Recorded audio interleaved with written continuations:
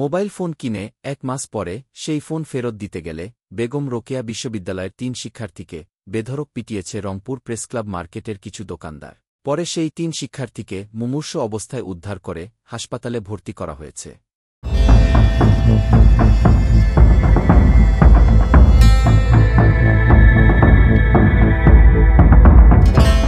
এই সময় আমি দেখতেছি যে আমাদের যে বলতেছি সবাই বলছে যে দেশ আমাদের দেশ স্বাধীন হয়েছে, আমি টিভি দেখতেছি আমাদের যেখানে দেখাচ্ছে এই যে লিস্ট দেখাচ্ছে আমরা একটা করে মারি আর এরকম 10,000 করে দেই।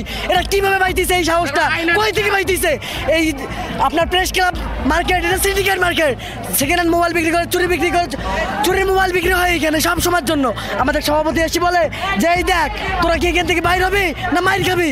ইভেন এমন মাইর মারে আমার 2 বন্ধুকে, মেয়েদিকে ইয়াকে মেডিকেলে ভর্তি করে আনা হয় আমাদেরকে। তারপর আমাদের এখানে পুলিশ আর্মি আসলো, আর্মি আসার পর আমাদেরকে বলতেছে যে আমরা দেখতেছি এখনই সে দেখতেইছে, দেখার কোনো শেষ হচ্ছে না তাদের। আমাদের সময় নিচ্ছে, এই সময় নিচ্ছে, ওই সময় নিচ্ছে, ইভেন 2 ঘন্টা সময়ও চাইছে। ইভেন 2 ঘন্টা সময়ের মধ্যে 10 মিনিটের মধ্যে সিসি ক্যামেরা ফুটেজ দিতে চাইছে, ওইটাও দেয় নাই। পুরো মাইরের ভিডিও যদি আপনারা দেখেন আপনারা দুঃখ প্রকাশ করবেন। এটা আমি নিজ থেকে বলতেছি, আমি যেহেতু দেখছি জিনিসটা। এইখানে আমাদের বেগম রোকেয়া বিশ্ববিদ্যালয়ের মাহাদি ও হচ্ছে ইংলিশ ডিপার্টমেন্টের 14 ব্যাচ, আর আমাদের ডিএম এর হচ্ছে 14 ব্যাচ সৌরভ। তো মাহাদি একটা ফোন কিনছিল অনেকদিন আগে, তো ওখানে কন্ডিশন ছিল যে ফোনটা যদি নষ্ট দেখায় তাহলে পরের দিন এসে এটা ঠিক করে দেবে।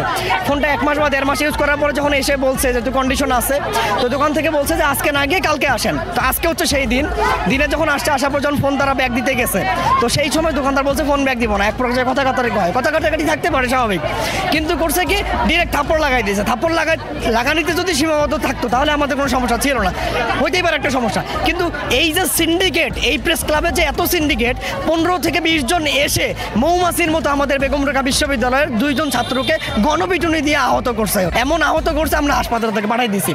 তো যখন আমাদের ফ্রেন্ড আমাদের গ্রুপে জানাই দিল যে দোস্ত আমাদেরকে মারতেছে, আমরা আসলাম। আসার পরে দেখি সুন্দর করে তখন 7:30 বা 8টা বাজে সব কিছু দোকান বন্ধ। ভাই ওই সময় বলছি ভাই এই সময় আমি টিউশন করে 11টার সময় আসতে দেখি এই প্রেস ক্লাবের লাইট প্রত্যেকটা দোকান খোলা থাকে। আজকে দোকান বন্ধ কেন? তার মানে নিশ্চয়ই এদের মধ্যে মেকি ভণ্ডামো পোকাপোটা আছে, কিছু তো আছে।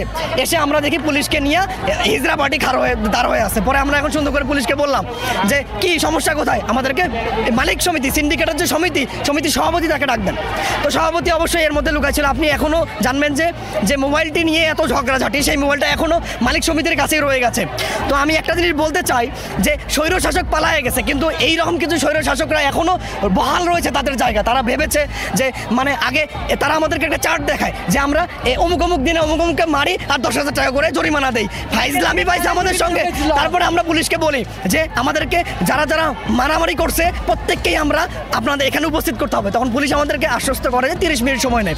30 মিনিট আমরা হাতে গোনার পরে দেখি পুলিশ হাতে চুরি পড়ে। সেই যে পুলিশের রিফর্মের কথা বলা হয়েছে সেই পুলিশ এখনো রিফর্ম করা হয়নি। তারা চুরি পড়ে আরো সবকিছু লাগাইতে ভিতরে দাঁড় হয়ে আছে। পরে পুলিশকে আমরা বাইরে নিয়ে এসে বললাম 30 মিনিট পার হয়ে গেছে, এখন আপনারা কি করবেন? তখন তারা বললো যে দেখি কি করা যায়। তারা আমাদেরকে বলতেছিল যে প্রেজেন্ট কন্টিনিউয়াস টেন্স করতেছি, কিন্তু আমরা তো প্রেজেন্ট কন্টিনিউয়াস টেন্সে বিশ্বাস করি না, আমরা প্রেজেন্ট পারফেক্ট টেন্সে বিশ্বাস করি যে করেছি। পরে আমরা বলার পরে সেনাবাহিনী আসে, আমাদের প্রক্টর স্যাররা আসার পরে 1 কথায় 2 কথায় তারপর আমাদের সমিতির যিনি সভাপতি তিনি আসেন, এসে আমাদেরকে আশ্বস্ত করেন যে আমাদের দাবি ছিল একটা, যে এই 25 জন বা 20 জন যারা আমাদের বন্ধুকে পিটাইছে তাদের প্রত্যেককে আইনের আওতায় আনতে হবে এবং এখনই আজকের মধ্যে আনতে হবে এবং 2 জনের পায়ে ধরে মাপ চাইতে হবে। কারণ আজকে ভুক্তভোগী আমার বন্ধু, কালকে যে আমি আপনি হব না তার গ্যারান্টি কি?